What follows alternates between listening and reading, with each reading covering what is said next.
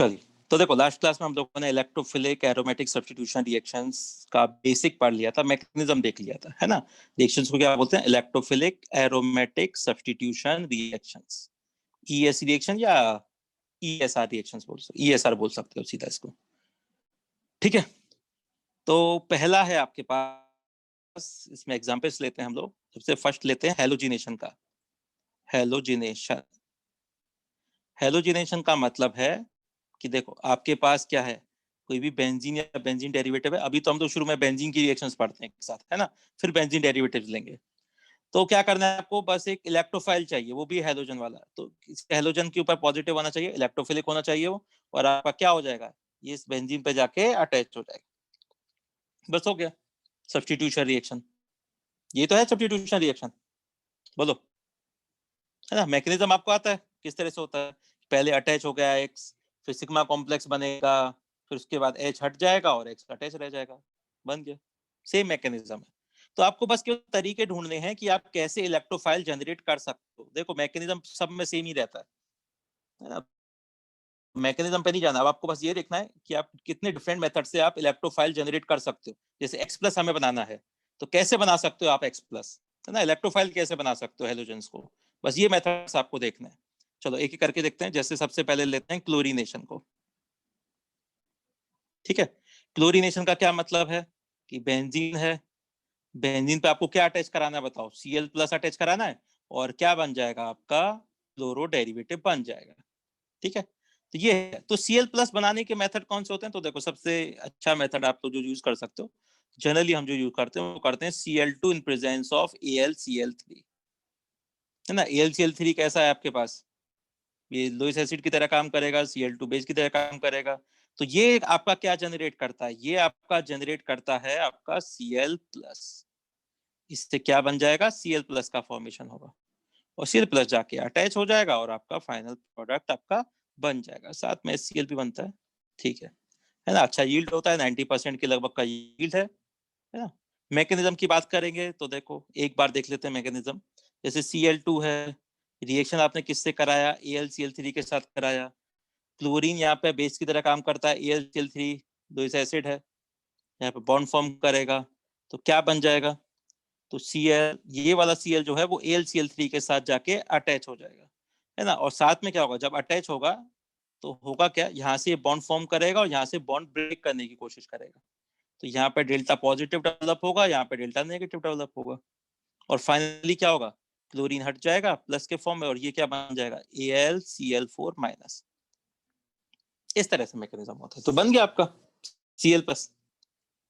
और आगे का मैकेनिज्म आप लोग जानते ही हैं, है ना। चलो एक बार फिर से रिवाइज कर देते हैं। क्या होता है, जैसे ही Cl प्लस के साथ आपका रिएक्शन होगा, सबसे पहले क्या करेगा, आपको पता है बेंजीन आपका न्यूक्लियोफिलिक नेचर का होता है, पाई इलेक्ट्रॉन इसको डोनेट करेगा, है ना। और किसका फॉर्मेशन करेगा, एक सिग्मा कॉम्प्लेक्स का फॉर्मेशन करेगा। सिग्मा कॉम्प्लेक्स क्या होता है, जिससे यहाँ पर क्लोरीन अटैच होता है और यहाँ से यहाँ तक पॉजिटिव चार्ज डिलोकलाइज होता रहेगा। ऐसे होता है ना सिग्मा कॉम्प्लेक्स, सीधा हाइब्रिड बना दिया। फाइनली क्या होगा, फाइनली ऐसा होगा कि जो AlCl4 माइनस में से जो Cl माइनस है वो यहाँ से एज अ बेस, यहाँ से H रिमूव करके अलग हो जाएगा। ठीक है, और फाइनली क्या बन जाएगा, वापस ये एरोमेटिक बन जाएगा। तो क्लोरो डेरिवेटिव बन गया और HCl आपका फॉर्म हो गया। AlCl3 तो कैटलिस्ट की तरह काम किया, वो तो अलग हो ही जाएगा उसमें। तो बताओ, कहीं कोई डाउट है तो बताओ इस पूरे मैकेनिज्म में, बोलो। क्लोरीनेशन करा सकते हो, चलो लिख लो जल्दी से।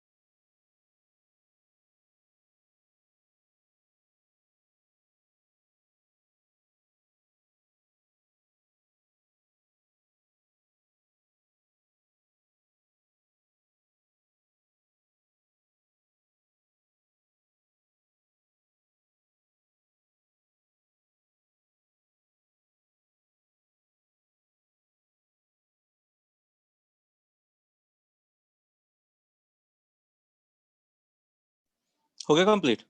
बताओ, देख लिया सबने? समझ में आ गया क्या करना है आपको? तो बस ये मेथड देखने कि आप कैसे इलेक्ट्रोफाइल जनरेट कर सकते हो, है ना। चलो और मेथड्स देखते हैं, है ना। अदर और कौन कौन से रीजेंट यूज कर सकते हैं? जनरली Cl2 LCl3 तो करते ही हम लोग, है ना। जाता है तो ये क्वेश्चन मिलेगा। अदर रिएजेंट्स कौन कौन से हो सकते हैं क्लोरीनेशन के लिए, वो लिख लो। Other reagents used for chlorination, तो क्या क्या हो जाएंगे? जैसे आप कर सकते हो, जैसे HOCl एसिडिक मीडियम में आप यूज कर सकते हो, है ना। तो देखो इसमें क्या होता है, जब आप HOCl को यूज करोगे, OHCl एसिड मीडियम में, तो ऑक्सीजन का होता है प्रोटोनेशन, ये क्या बन जाएगा, ये हो जाएगा OH2 प्लस और Cl। और आपको पता है OH2 गुड लिविंग ग्रुप है, तो यहाँ से क्या हो जाएगा, H2 अलग हो जाएगा और Cl किसके फॉर्म में रह जाएगा, प्लस के फॉर्म में। तो देखो बन गया Cl प्लस। जैसे Cl प्लस बनेगा, इलेक्ट्रोफाइल की तरह कहाँ अटैच हो जाएगा, बेंजीन पे आके अटैच हो जाएगा, सब्स्टिट्यूशन रिएक्शन, है कि नहीं। इसी तरह से आप लोग ऐसा भी यूज कर सकते हो, Cl2O H प्लस, वो भी सेम मैकेनिज्म ही है, Cl प्लस बन जाएगा इससे भी। थर्ड है, आप यूज कर सकते हो जैसे Cl2Fe के साथ आप लोग यूज कर सकते हो, है ना। पर Cl2 एक्सेस में होता है, ऑब्वियस ही बात है। क्यों? क्योंकि Cl2Fe के साथ रिएक्शन करके क्या बनाता है, FeCl3। अगर Cl2 एक्सेस में है तो वापस से वही Cl प्लस और FeCl4 माइनस, वही AlCl3 की तरह करता है ना। एसिड है तो सेम टाइप का मैकेनिज्म। तो देखो Cl प्लस जनरेट हो जाएगा। तो ये सब मेथड्स हैं जो आपको ऐसे पता होने चाहिए डायरेक्ट, है ना। इनमें से कोई भी रिएजेंट मिलेगा, बेंजीन मिलेगा, तो सीधा आपको क्या कर देना है, क्लोरीन अटैच कर देना है बेंजीन के साथ, ठीक है। तो ये तो हो गया क्या, क्लोरीनेशन। सेम मैकेनिज्म ब्रोमिनेशन के साथ होता है ना। तो ब्रोमिनेशन के साथ क्या है कि आपके पास एक बेंजीन है, इसमें आपने को Br प्लस बनाना है, और सेम टाइप का मैकेनिज्म, इलेक्ट्रोफिलिक एरोमेटिक सब्स्टिट्यूशन, और Br अटैच हो जाएगा, है ना। रिएजेंट्स कौन कौन से हैं, तो देखो सेम रिएजेंट्स हैं, जहां पे आपने क्लोरीन लिख रखा है वहां पे ब्रोमीन लिख दो बस, है ना। जैसे कौन कौन से हो सकते हैं आपके पास, जैसे Br2 के साथ आप लोग Fe यूज कर सकते हो, है ना। या फिर आप HOBr के साथ H प्लस यूज कर सकते हो, या फिर आप Br2 के साथ Br3 यूज कर सकते हो। इस टाइप के आपके पास रिएजेंट्स होंगे, सेम रिएजेंट है ना। तो दोबारा दोबारा लिखने की जरूरत नहीं है, सब कुछ सेम है ना। क्लोरीनेशन कराओ, ब्रोमिनेशन कराओ, सब कुछ सेम आता है। चलो लिख लो जल्दी से। तो हाँ जी बोलिए। तो वो जो फर्स्ट रिएजेंट है HOCl, उसमें क्लोरीन ऑक्सीजन को, क्लोरीन ब्रेक करेगा ऑक्सीजन से, हाँ क्योंकि वो क्लोरीन प्लस हो जा रहा है, तो वो अच्छा लिविंग ग्रुप नहीं रहेगा ना। OH2O तो अच्छा लिविंग ग्रुप है, यहाँ पे ये लिविंग ग्रुप है H2O। ऑक्सीजन ज्यादा इलेक्ट्रोनेगेटिव है, उसके पास पॉजिटिव चार्ज है, वो ज्यादा अनस्टेबल है, इलेक्ट्रॉन ले जाएगा क्लोरीन से, है ना। क्लियर है।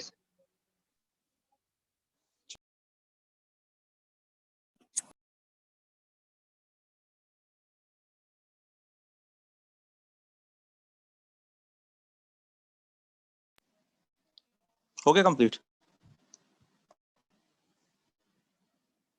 बताओ, समझ में आ गया? सिंपल रिएक्शंस है, कुछ नहीं है। एक बार मैकेनिज्म आपको पता लग गया, बाकी तो बस आपको ये देखना है कि रिएजेंट से कौन सा इलेक्ट्रोफाइल जनरेट होता है, और वो क्वेश्चन दे, मैं रिएजेंट देख के वैसे ही समझ में आ जाता है कि कौन सा इलेक्ट्रोफाइल जनरेट होने वाला है ना। कि पढ़ते पढ़ते आपको सब याद ही हो जाएंगे रिएजेंट्स वगैरह, बस डायरेक्ट क्वेश्चन कर देना आपको। बस सिंपल क्वेश्चन है सब। चलो लिख लिया सबने, आगे चलें। चलिए, हाँ अब बात करते हैं आयोडीनेशन की, है ना। अच्छा, आयोडीनेशन आपका थोड़ा सा मुश्किल करता है। क्यों करता है? क्योंकि आयोडीनेशन, जब भी आप आयोडीनेशन कराओगे, जैसे आपने क्या किया, बेंजीन लिया, I2 के साथ रिएक्शन करा दिया, है ना। तो आपका क्या बनेगा, आपका बनेगा यहाँ पे आइडो डेरिवेटिव बन जाएगा, जाके अटैच हो जाएगा, और साथ में क्या बन जाएगा, HI बन जाएगा। बोलो बनेगा कि नहीं बनेगा, बताओ। और HI जैसे बनता है, HI होता है स्ट्रॉन्ग रिड्यूसिंग एजेंट, तो रिएक्शन फॉरवर्ड नहीं जाता है, ये रिएक्शन को वापस से बैकवर्ड डायरेक्शन में मूव करा देता है। स्ट्रॉन्ग रिड्यूसिंग एजेंट है, वापस से आइडो डेरिवेटिव को वापस से बेंजीन और I2 में कन्वर्ट कर देता है। है ना। तो ये प्रॉब्लम करता है HI। तो इसलिए जो आयोडीनेशन होता है वो रिवर्सिबल नेचर का होता है। क्या होता है? Iodination is reversible in nature, पहली बात। आप चाहते हो कि नहीं हम तो कराएंगे आयोडीनेशन, इसी तरीके से कराएंगे, तो कैसे करा सकते हो? तो क्या करना होगा, मैं इस HI का कुछ करना होगा ना, इस HI को रिमूव करना होगा ना यहाँ से। तो इसलिए क्या किया जाता है, आयोडीनेशन अगर इसी मेथड से आपको कराना है तो HI को रिमूव करने के लिए स्ट्रॉन्ग ऑक्सीडाइजिंग एजेंट्स यूज कर लेते हैं हम लोग, है ना। तो लिख लो पॉइंट, ये याद रख लेना इस पॉइंट को। क्या होता है? Iodination is carried out in presence of an oxidizing agent, है ना, which oxidizes HI to I2। तो HI को हटा के I2 में कन्वर्ट कर देते हैं, यहाँ से हटाते आते हैं HI को, है ना। तो रिएक्शन कहाँ चलता जाता है आपका? फॉरवर्ड डायरेक्शन में चलता जाता है आपका। मतलब HI कौन कौन से ऑक्सीडाइजिंग एजेंट यूज करते हैं जनरली? HNO3 या फिर HiO3, इनमें से कोई भी एक यूज कर लो। तो ये HI को I2 में कन्वर्ट कर देते हैं, ठीक है ना। तो रिएक्शन कहाँ चला जाएगा? रिएक्शन आपका फॉरवर्ड डायरेक्शन में जाता जाएगा, ठीक है। अच्छा, एक और मेथड है, अगर आप ऐसे नहीं करना चाहते हो तो क्या कराओ, बेंजीन का जो रिएक्शन है ना वो आप करा दो इंटर हैलोजन कंपाउंड्स के साथ।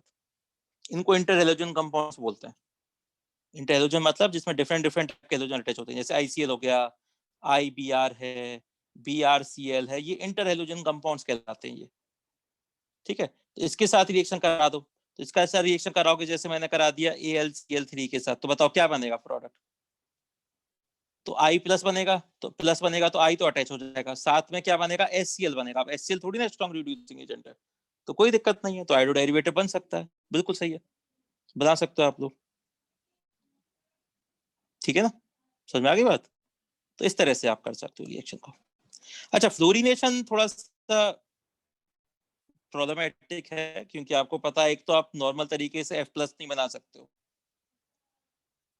है कि नहीं। F प्लस अनस्टेबल ज्यादा होता है ना। तो इसलिए क्या करते हैं, फ्लोरिनेशन का एक अलग ही मेथड है ना, वो हम लोग बाद में पढ़ेंगे, पर मैं आपको यहीं पे लिखा देता हूँ, है ना।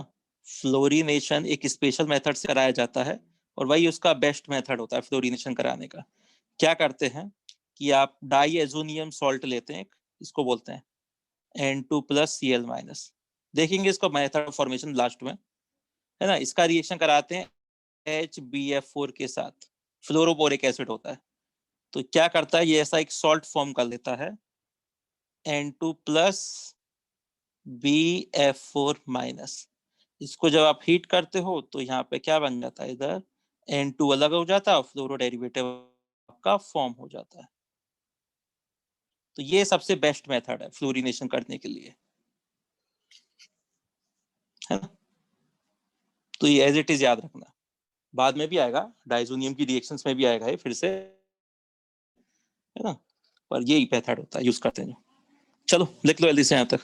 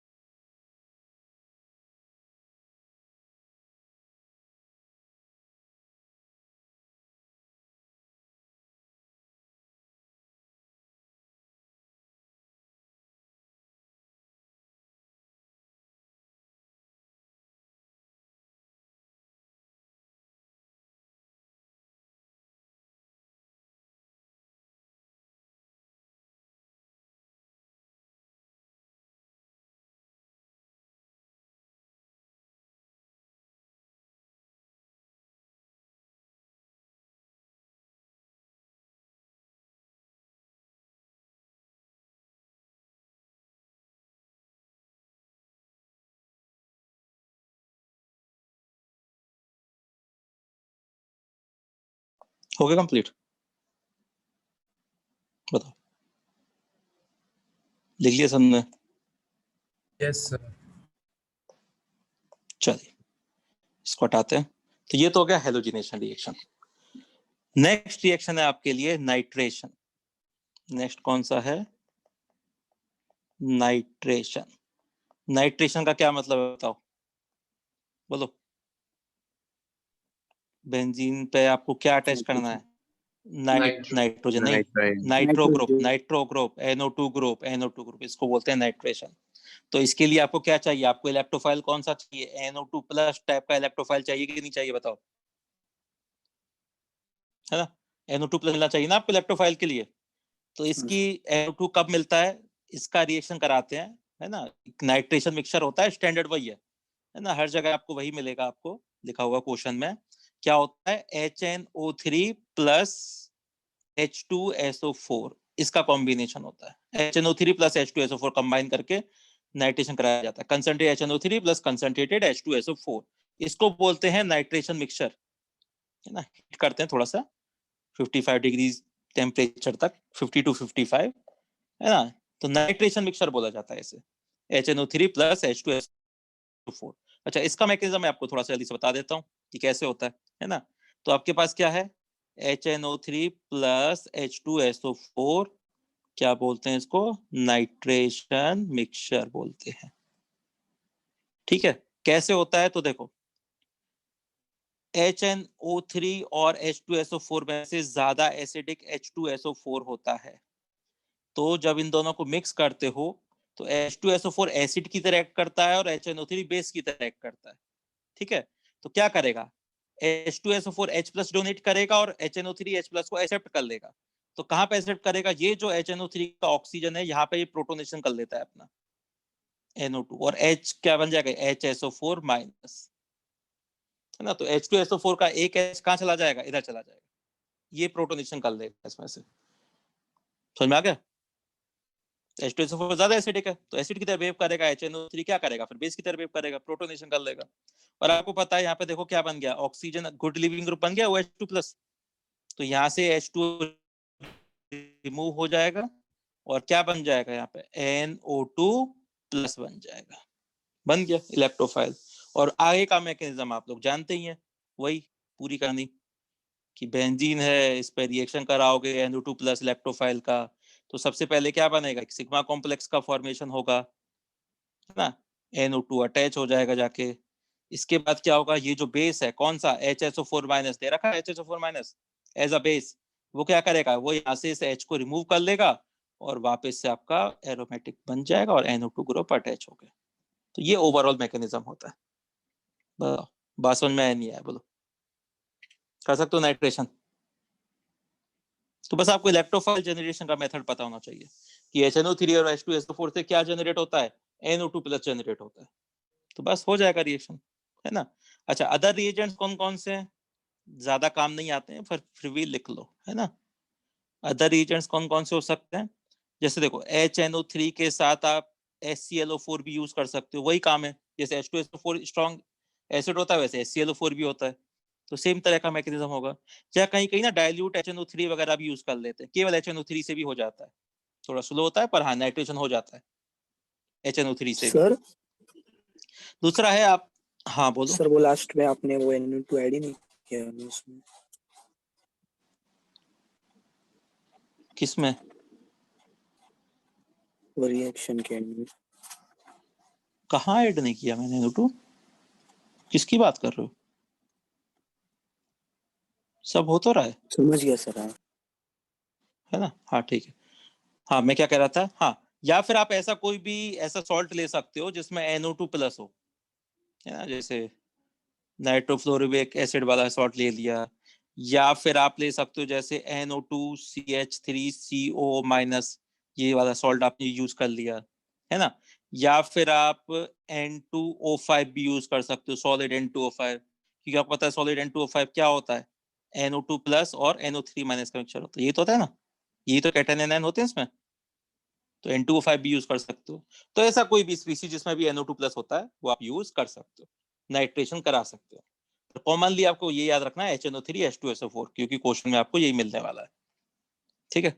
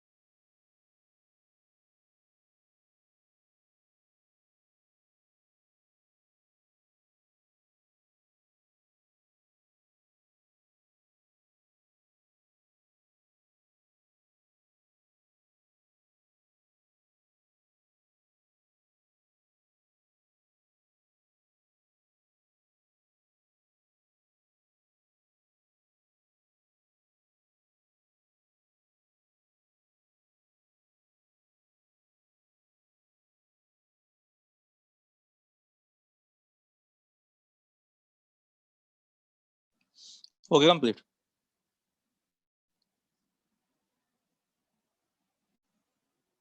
चलिए, और रीजेंट्स वगैरह देखो, ऐसे टिपिकल रीजेंट्स भी नहीं है जो आपको याद नहीं होंगे।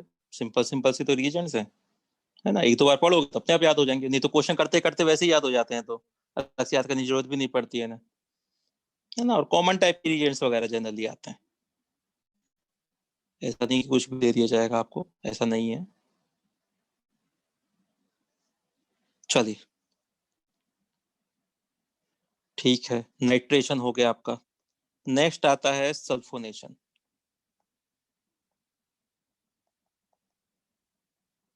ठीक है, सल्फोनेशन का मतलब बोलो, क्या करना है आपको? बेंजीन की रिएक्शन करानी है ना, और बेंजीन से क्या बना देना है? बेंजीन से बना देना है बेंजीन सल्फोनिक एसिड। ठीक है, बन जाएगा। तो इसकी रिएक्शन किससे कराते हैं? तो आपको इलेक्ट्रोफाइल चाहिए, तो देखो इलेक्ट्रोफाइल के लिए इसमें बस केवल कंसंट्रेटेड H2SO4 के साथ रिएक्शन कराया जाता है ना। रिवर्सिबल टाइप का रिएक्शन है, याद रखना, सल्फोनेशन रिवर्सिबल है, क्योंकि अब वापस से अब इसको ब्रेक डाउन कराओगे, एसिडिक में रिएक्शन करा दोगे तो वापस से ब्रेक डाउन हो जाता है, फिर से बेंजीन का फॉर्मेशन हो जाता है। इसमें इलेक्ट्रोफाइल की बात करोगे तो इसका जो इलेक्ट्रोफाइल होता है वो कौन सा होता है? वो होता है आपके पास SO3। SO3 इलेक्ट्रोफाइल है, या SO3H भी लिख सकते हो आप लोग इसको, SO3H कुछ भी बोल सकते हो, है ना, SO3 या SO3H, ये इसका इलेक्ट्रोफाइल है। तो इलेक्ट्रोफाइल जनरेट करना है आपको SO3, है ना। तो कैसे जनरेट करते हैं? बस H2SO4 के साथ रिएक्शन करा दो, तो देखो होगा क्या, आपके पास क्या है, कंसंट्रेट H2SO4 है, तो देखो, तो H2SO4 क्या करता है, जैसे आपने दो मॉलिक्यूल ले लिए H2SO4 के, इसमें से क्या करेगा, एक एसिड की तरह बिहेव करेगा, एक बेस की तरह बिहेव करेगा, है ना। तो जो एसिड की तरह बिहेव करेगा वो तो किस में कन्वर्ट हो जाएगा, HSO4 माइनस में, और जो बेस की तरह बिहेव करेगा वो क्या करेगा, H प्लस को एक्सेप्ट कर लेगा, प्रोटोनेशन कर लेगा। तो देखो इस तरह से बन जाएगा, ऑक्सीजन का प्रोटोनेशन हो गया। और क्या होगा यहाँ से, ये लिविंग ग्रुप है, तो आपको पता है H2O यहाँ से क्या हो जाएगा, अपना इलेक्ट्रॉन लेके अलग हो जाएगा। तो यहाँ से अलग होके आपका H2O, तो फाइनली क्या बन गया आपके पास? आपके पास क्या बन गया, SO3H। ये तो इलेक्ट्रोफाइल जनरेट करना था, इसमें से आप H प्लस हटा सकते हो, SO3 लिख सकते हो, एक ही बात है। तो यही इलेक्ट्रोफाइल होता है जो SO3 होता है इसके लिए, है ना। तो क्या कराते हैं, बेंजीन के साथ रिएक्शन कराओ और आपका सब्स्टिट्यूशन हो जाएगा। ठीक है, किस तरह से होगा चलो बता देता हूँ, वाला मैकेनिज्म भी कैसे होता है। अब क्या होगा, आपके पास क्या है, बेंजीन है, रिएक्शन किससे करानी है आपको, SO3 के साथ, यही इलेक्ट्रोफाइल है ना। तो क्या होगा, बेंजीन आपको पता है न्यूक्लियोफिलिक होता है, तो सल्फर पे अटैक करेगा और इस तरह से इसको अटैच कर लेगा। ठीक है, क्या बन जाएगा आपका, बनेगा इस तरह से सिग्मा कॉम्प्लेक्स। इधर H अटैच हो गया और यहाँ पे अटैच हो गया SO3 माइनस। अच्छा, रिवर्सिबल होने का रीजन यही होता है इसका, क्योंकि यहाँ पे जब आप रिमूव करते हो ना, तो देखो H भी अच्छा लीविंग ग्रुप है और SO3 माइनस ये वाला जो ग्रुप भी है, SO3 वाला ग्रुप, ये भी अच्छा लीविंग ग्रुप है। ये दोनों ही अच्छे लीविंग ग्रुप है। यहाँ पे इन दोनों को आप इजीली रिमूव करा सकते हो। तो रिएक्शन फॉरवर्ड भी मूव कर सकता है और यहाँ से बैकवर्ड भी मूव कर सकता है। समझ आपको, मतलब यहाँ से H भी इजीली रिमूव हो सकता है और ये वाला ग्रुप भी इजीली रिमूव हो सकता है। दोनों की टेंडेंसी एक जैसी है, बराबर, तो कहीं भी मूव कर सकता है, रिवर्सिबल डायरेक्शन में जा सकता है कहीं भी। ठीक है, चलो हमें तो फॉरवर्ड डायरेक्शन में ले जाना है इसको, तो क्या करेंगे हम इसमें से, ये क्या होगा, इसके बाद फिर HSO4 जो माइनस है वो क्या करेगा, यहाँ से एक H रिमूव करेगा और ये वापस से पूरा अपना एरोमेटिक मतलब बन जाएगा, तो SO3 माइनस। और ये तो पता ही आपको, एसिडिक मीडियम है तो प्रोटोनेशन तो कर ही सकता है वहां से, है कि नहीं। तो प्रोटोनेशन करने के बाद ये बन जाएगा पूरा सल्फोनिक एसिड। तो ये एक्चुअल मैकेनिज्म है ना, रिवर्सिबल टाइप का मैकेनिज्म है, याद रखना। ठीक है, चलिए लिख लीजिए जल्दी से।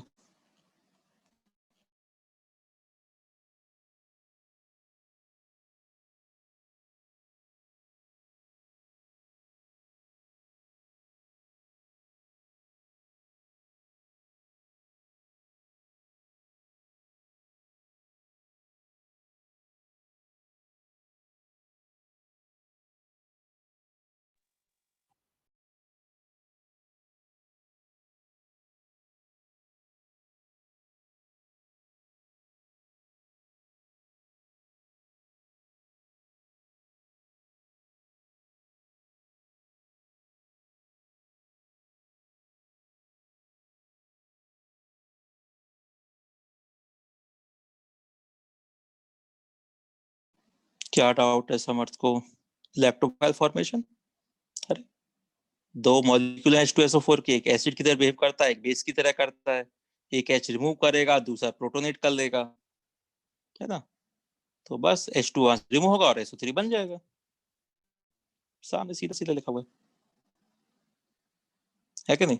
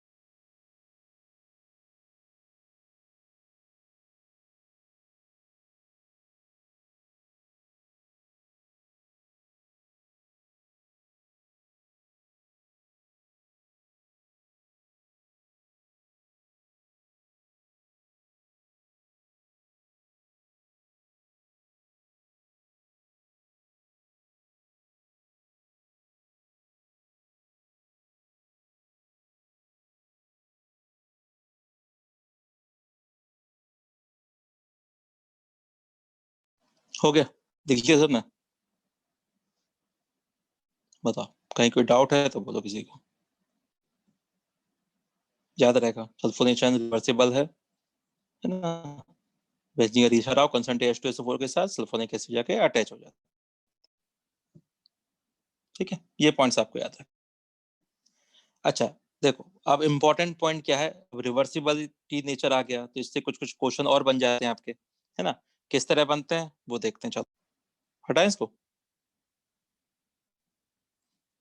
देखो कैसे क्वेश्चन आ जाते हैं, जैसे आपको दे दिया कि पहले तो बाकियों का देखो, जैसे मान लो आपके कोई क्वेश्चन है, जैसे फॉर क्लोरीनेशन की बात की आपने, है ना, या ब्रोमिनेशन की बात की आपने, या नाइट्रेशन की आपने बात की, है ना, हेलोजिनेशन हो या नाइट्रेशन हो। जैसे मैं आपसे पूछूं रेट ऑफ रिएक्शन, है ना, ऑर्डर बताना है आपको, तो रेट किसका है, कब है, जब C6H6 है, बेंजीन है। एक है आपके पास C6D6 ड्यूटरेटेड बेंजीन है। तीसरा है C6T6, है ना, H की जगह पर T लगा दिया आपने। तो बताओ इनका रेट ऑफ रिएक्शन का ऑर्डर क्या होगा, बताओ क्लोरीनेशन और नाइट्रेशन के लिए बोलो पहले तो बताओ, फर्स्ट का सबसे बोलो ज्यादा क्या होगा। नहीं, बराबर होगा। क्यों बराबर होगा, रीजन जानते हो क्यों बराबर होगा, बताओ क्या रीजन है। रीजन है क्योंकि ये इलेक्ट्रोफिलिक एरोमेटिक सब्स्टिट्यूशन रिएक्शन है। इसमें जो फर्स्ट स्टेप होता है ना सिग्मा कॉम्प्लेक्स का फॉर्मेशन, वो आरडीएस होता है। जो सेकंड स्टेप है जिसमें एच या डी रिमूव होता है, वो आपका फास्ट स्टेप है। उस पर रेट डिपेंड ही नहीं करता। रेट किस पे डिपेंड करता है, इस आरडीएस वाले स्टेप पे डिपेंड करता है। तो यहाँ तो कोई काम ही नहीं है ना, एच हो डी हो टी हो, क्या फर्क पड़ता है। बेंजीन से आपका एच अटैच हो या डी अटैच हो या टी अटैच हो, कुछ भी अटैच हो, क्या ही फर्क पड़ने वाला है। जब इलेक्ट्रोफाइल अटैच होता है तो आरडीएस रेट डिटरमाइनिंग स्टेप में तो डी भी है और आपका इलेक्ट्रोफाइल भी अटैच है ना, और ये यहीं पे इसी पर रेट डिपेंड करता है। तो कोई फर्क पड़ेगा क्या, बताओ नहीं। No sir. बताओ। नहीं पड़ेगा ना, क्योंकि फास्ट स्टेप में रिमूव हो रहा है डी तो बाद में रिमूव हो रहा है, तो उससे रेट का कोई मतलब ही नहीं है। वो तो बहुत फास्ट स्टेप है, तो रेट तो बराबर ही रहेगा सब में, चाहे एच लो चाहे डी लो चाहे टी लो।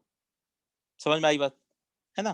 पर अगर मैं यही क्वेश्चन आपको सल्फोनेशन के लिए देता, और देता क्या है, बहुत बार आया हुआ क्वेश्चन है ये, हर टाइप के एग्जाम में आ रखा है ये क्वेश्चन, है ना, कम से कम 2-4 बार तो आ ही रखा है वाला क्वेश्चन।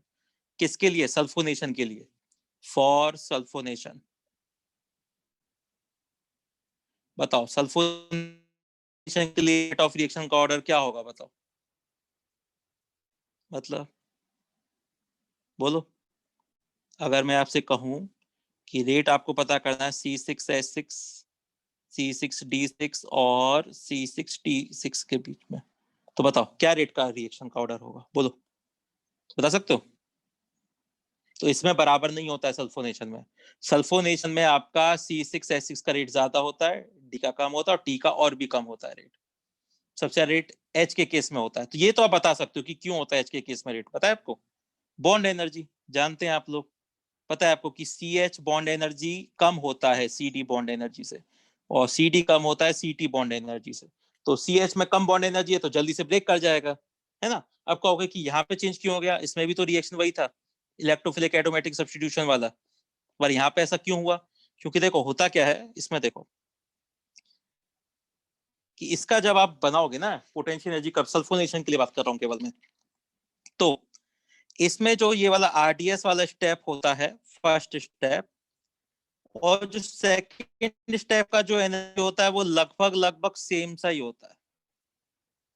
इन दोनों का जो एनर्जी है ना वो लगभग सेम सा ही है।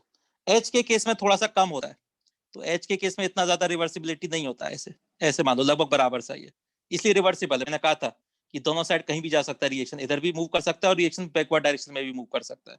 क्यों, क्योंकि एनर्जी लगभग सेम सा ही है ना। ये कब है, ये है जब आपके पास बेंजीन है और आप रिएक्शन करा रहे हो वो SO3 के साथ, है ना, सल्फोनेशन करा रहे हो आप लोग, है ना। तो यहाँ पे क्या है आपके पास, बेंजीन से आपका H अटैच है और आपका SO3H वाला ग्रुप अटैच है। ये सिग्मा कॉम्प्लेक्स है H और SO3 माइनस वाला, ये है ना। अब जैसे डी आता है ना, मतलब अगर मैं यहाँ पे ड्यूटेटेड बेंजीन लेता, ड्यूटेटेड बेंजीन का मतलब है कि बेंजीन पे यहाँ पे क्या अटैच है, अब यहाँ पे डी अटैच है पूरी बेंजीन पे, ये ड्यूटेटेड बेंजीन है। तो जैसे ही आप डी वाला बेंजीन लोगे, ये वाला जो सेकंड स्टेप है, ये सेकंड स्टेप का एनर्जी स्लाइटली ज्यादा हो जाता है। तो इस बार जो आरडीएस है वो ये वाला स्टेप बन जाता है, सेकंड स्टेप आरडीएस में आ जाता है, ना कि फर्स्ट स्टेप। तो सिग्मा कॉम्प्लेक्स नहीं है आरडीएस में, कौन सा स्टेप है आरडीएस में बताओ, सेकंड वाला स्टेप जिसमें एच डी और टी रिमूव हो रहे हैं। तो सल्फोनेशन के केस में ये होता है, और जैसे ही डी आता है तो ये वाला स्टेप हो जाता है, और टी आता है तो और ऊपर बढ़ जाता है। मतलब अगर मैं इसको रिएक्शन को बनाऊं अच्छे से, इस ग्राफ को पोटेंशियल एनर्जी कर्व को बनाऊं मैं, तो देखो सल्फोनेशन के लिए कैसे बनता है। देखो फर्स्ट स्टेप तो आपका नॉर्मल है ना, इसमें आपका ये वाला H बन जाएगा, है ना। D होता तो थोड़ा सा और ऊपर से आके बनता प्रोडक्ट, T होता तो और ऊपर थोड़ा सा चला जाता।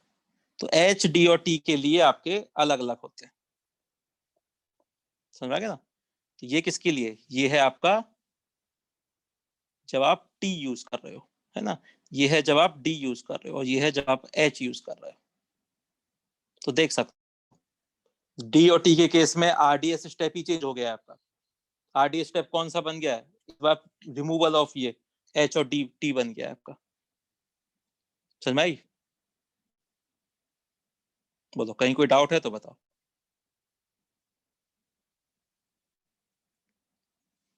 बोलो।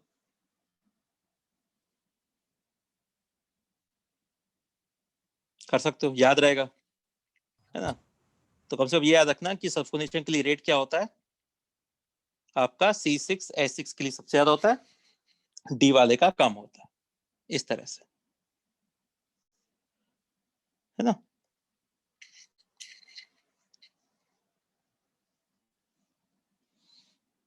चलिए लिख लिया सबने पॉइंट। अच्छा, एक और पॉइंट है, ये रिएक्शन ना सर या ऐसे रिएक्शंस जिनमें आइसोटॉप चेंज करने से रेट ऑफ रिएक्शन चेंज हो जाता है, इस फिनोमिना को बोलते हैं काइनेटिक आइसोटॉपिक इफेक्ट। क्या बोलते हैं इसको? बताओ क्या बोलते हैं? Kinetic isotopic effect. क्या होता है kinetic isotopic effect? Rate of reaction changes on using isotopes, है ना? जैसे मैंने H की जगह पे D ले लिया, D की जगह पे T ले लिया, तो देखो रेट चेंज होता जा रहा है। पर देखो सारे नाइट्रेशन और क्लोरीनेशन की देखो, आप चाहे H लो, चाहे D लो, चाहे T लो, रेट में कोई चेंज नहीं आएगा, है ना? तो क्लोरीनेशन नाइट्रेशन में काइनेटिक आइसोटॉपिक इफेक्ट देखने को नहीं मिलता है, पर सल्फोनेशन के केस में क्या देखने को मिलता है? काइनेटिक आइसोटॉपिक इफेक्ट देखने को मिलता है ना? काइनेटिक आइसोटॉपिक इफेक्ट का मतलब है कि रेट चेंज हो जाता है, आप जैसे आइसोटॉप यूज करते हो रेट हो जाता है ना? तो याद रखना, दिस रिएक्शन मतलब कौन सा रिएक्शन?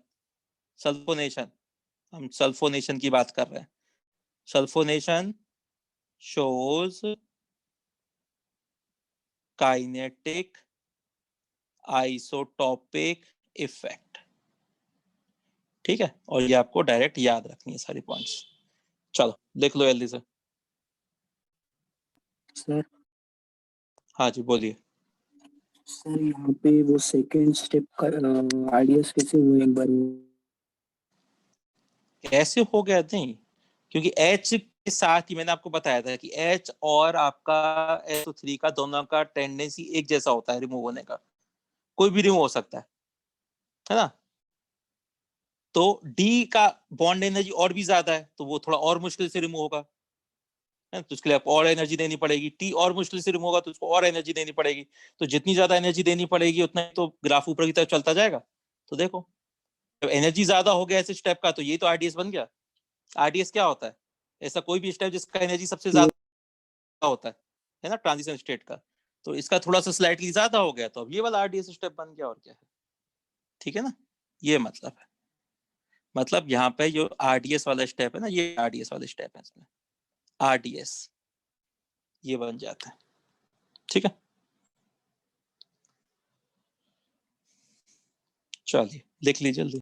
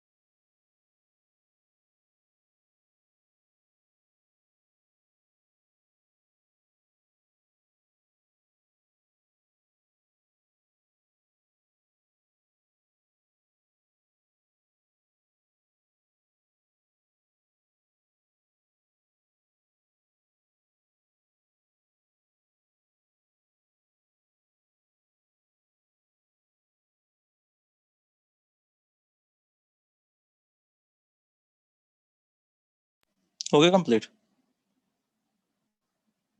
Yes sir. बताओ। चलिए इसको हटाते हैं। देखो अब बात करते हैं डीसल्फोनेशन करा सकते हो, बताओ, बोलो। डीसल्फोनेशन क्या कराना है? आपके पास सल्फोनिक एसिड है, आपको पता है तो रिवर्सिबल बेंजीन में टाइप का कन्वर्ट रिएक्शन है। करना है। हाँ, तो H2O डाल दो, है ना, डाइल्यूटेड मीडियम आप यूज कर लो, तो क्या हो जाएगा, आपके पास बेंजीन बन जाएगा और साथ में H2SO4 अलग हो जाएगा। तो रिवर्सिबल रिएक्शन आपको पता है, आप लोग H2 का क्वांटिटी ज्यादा लोगे तो फॉरवर्ड चला जाएगा, है ना, कर सकते हो आप लोग। अच्छा, एक और रिएजेंट है जो आप यूज कर सकते हो सल्फोनेशन के लिए, है ना, और वो ज्यादा बेटर होता है ना, फॉर सल्फोनेशन ओलियम। ओलियम जानते हो, ओलियम क्या होता है, बताओ, बोलो। H2S2O7. हाँ, H2H2O7 is better reagent than H2SO4। क्यों होता है, कोई रीजन बताएगा मुझे, बताओ।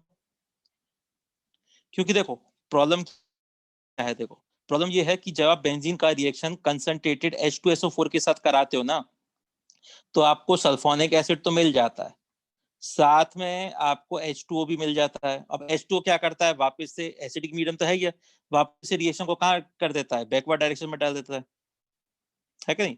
तो फॉरवर्ड भी मूव कर सकता है, बैकवर्ड भी, रिवर्सिबल टाइप का रिएक्शन हो जाता है। क्यों? Due to the formation of H2। जैसे रिएक्शन चलता जाएगा H2O बनता जाएगा, H2O बनता जाएगा तो मीडियम डाइल्यूट होता जाएगा, तो कंसंट्रेट H2SO4 रहेगा नहीं, वो डाइल्यूटेड होता जाएगा, तो रिएक्शन बैकवर्ड डायरेक्शन में चलता जाएगा। ये प्रॉब्लम है, ओलियम के साथ नहीं है। क्यों नहीं है ओलियम के साथ, बताओ। क्योंकि आपको पता है जब भी आप रिएक्शन कराओगे, ओलियम क्या होता है, H2H2O7, H2SO4 तो इसमें भी है, तो इसमें क्या होगा, इसमें भी देखो सल्फोनिक एसिड तो बनेगा, है ना, साथ में H2O भी बनेगा, पर आपको पता है ओलियम में होता है SO3, है ना। ओलियम क्या होता है, SO3 होता है ना ओलियम में, H2SO4 के साथ मिक्स। तो SO3 क्या करेगा, H2O के साथ मिलके वापस से H2SO4 बनाता जाएगा। तो देखो वाटर भी हटता जा रहा है फॉरवर्ड डायरेक्शन में से, है ना, और H2SO4 भी आपको मिलता जा रहा है कंसंट्रेटेड, तो ज्यादा से ज्यादा सल्फोनिक प्रोडक्ट बनेगा कि नहीं बनेगा, बोलो, बताओ, है ना। समझ में आई बात? अरे बोलो जल्दी। Yes sir. ठीक है, चलिए, तो ये आपको समझ में आ गया। अच्छा, एक क्वेश्चन बताओ। क्वेश्चन है कि मान लो मेरे पास बेंजीन है ना, बेंजीन क्या, सल्फोनिक एसिड ही लेते हैं, सल्फोनिक एसिड है मेरे पास, तो उसमें अगर मैं मान लो D+D2O डाल दूं तो क्या बनेगा, बोलो, बताओ। तो यहाँ पे सल्फोनिक एसिड या डी आ जाएगा, यहाँ डी आ जाएगा, पहले H+H2 होता तो H आ जाता, है कि नहीं। अच्छा, ऐसा ही एक और क्वेश्चन लेता हूं मैं, मान लो मेरे पास एक बेंजीन है, बेंजीन को मैंने क्या कर दिया ना, D2SO4 के सॉल्यूशन में मैंने इसको लॉन्ग टाइम के लिए छोड़ दिया, तो बताओ मुझे क्या मिलेगा, बोलो, बोलो, इसके बता साथ सकते हो। SO3 अटैच हो गया। की जगह D होगी। हाँ, तो मुझे ड्यूट्रेटेड बेंजीन मिलेगा, हर एक कार्बन से H की जगह पे क्या अटैच हो जाएगा, D अटैच हो जाएगा। क्यों होगा बताओ, क्योंकि रिवर्सिबल टाइप का रिएक्शन है, तो पहले सल्फोनिक एसिड अटैच होगा, मतलब सल्फोनिक एसिड बनेगा, और फिर बाद में रिवर्सिबल होके क्या बन जाएगा, वो वापस से बेंजीन बनेगा। पर जब वापस बेंजीन बनेगा तो H तो रहेंगे नहीं मीडियम के पास, तो D है, तो H हटते जाएंगे और D अटैच होते जाएंगे, तो जितने भी H हैं वो सब किससे रिप्लेस हो जाएंगे, D से हो जाएंगे, तो ड्यूट्रेटेड बेंजीन मिल जाएगा मुझे। बोलो मिल जाएगा कि नहीं मिल जाएगा, बताओ, है ना। चलो लिख लो जल्दी से इतना।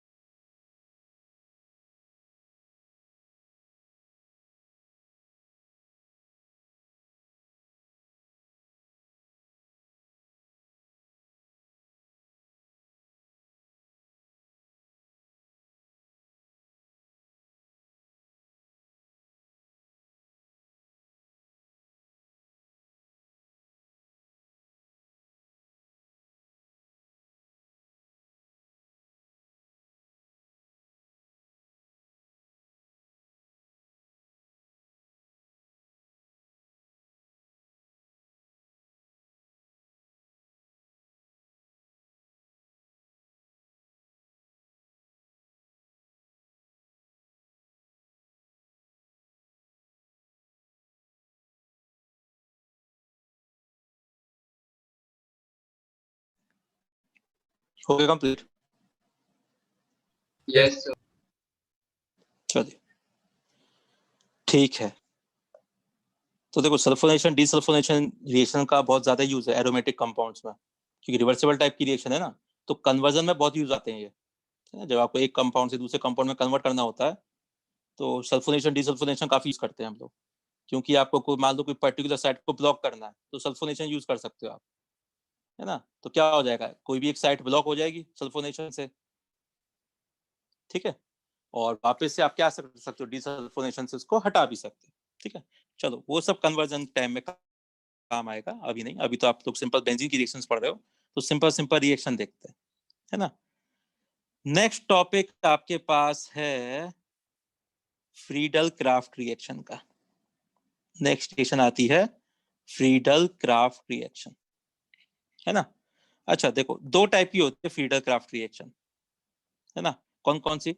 फ्रीडल क्राफ्ट एल्काइलेशन, है ना। फ्रीडल क्राफ्ट एल्काइलेशन का क्या मतलब है, कोई बताएगा मुझे? मतलब क्या प्रोडक्ट बनेगा इसमें, एल्काइल ग्रुप अटैच हो जाएगा, कोई भी आर ग्रुप जाके अटैच हो जाएगा। दूसरा रिएक्शन होता है फ्रीडल क्राफ्ट असाइलेशन।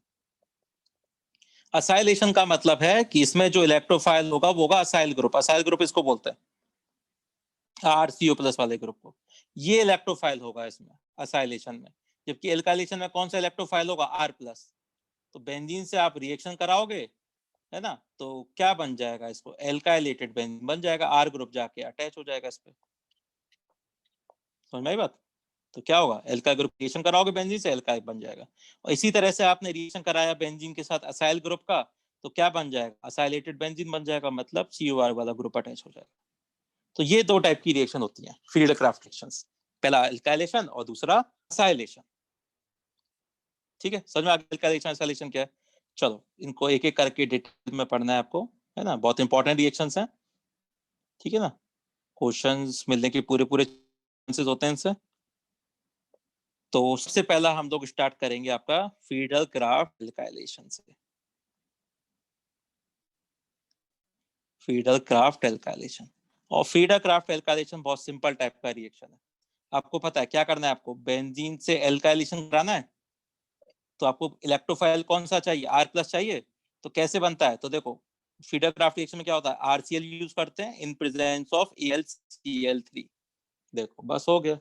तो क्या मिल जाएगा इससे आपको, इलेक्ट्रोफाइल कौन सा जनरेट हो जाएगा, R+ टाइप का इलेक्ट्रोफाइल जनरेट हो जाएगा, है कि नहीं। बस R+ बनेगा, मैकेनिज्म आप लोग जानते हैं पूरा, इलेक्ट्रोफिलिक एरोमेटिक सब्स्टिट्यूशन, इस पे R ग्रुप जाके अटैच हो जाएगा, हो गया फ्रीडल क्राफ्ट एल्काइलेशन खत्म, है ना। और मैकेनिज्म का तो कोई मतलब बताने का कुछ ज्यादा है भी नहीं, कुछ ज्यादा मतलब मैकेनिज्म भी क्या है इसमें, तो खैर AlCl3 से रिएक्शन करोगे तो क्या मिल जाएगा आपको, R+ और AlCl4- मिल जाएगा। और बाकी का मैकेनिज्म तो आप लोग जानते ही हैं, बेंजीन के साथ जब रिएक्शन कराओगे तो क्या होगा, सबसे पहले सिग्मा कॉम्प्लेक्स का फॉर्मेशन होगा H और R। इसके बाद क्या होगा, जो AlCl4- है वो क्या करेगा, आपका H को रिमूव कर लेगा, और आपका फाइनली यहाँ पे R अटैच हो जाएगा, प्लस HCl और AlCl3 तो है ही आपके पास। ये आपका ओवरऑल रिएक्शन है। बोलो, कहीं कोई डाउट है तो बताओ, कर सकते हो, बोलो जल्दी, है ना। चलो लिख लो इतना, आज के लिए इतना ही बहुत है ना। फिर नेक्स्ट क्लास में इसकी कैरेक्टरिस्टिक वगैरह देखेंगे एल्काइलेशन की, है ना, फिर क्वेश्चंस करेंगे एल्काइलेशन से रिलेटेड, फिर एसाइलेशन पढ़ेंगे, ठीक है। चलो तो आज के लिए इतना ही है।